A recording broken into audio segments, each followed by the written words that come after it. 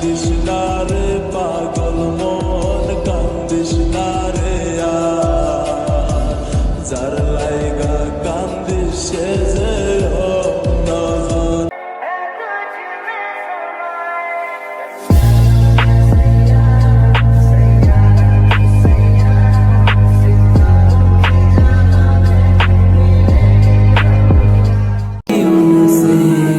বন্ধুত্বটা ঠিকই আছে, কিন্তু গুরুত্বটা আর আগের মতো নাই। কার উপরই বা দোষ চাপাবো? সবার মাথার মধ্যে সফলতার টেনশন।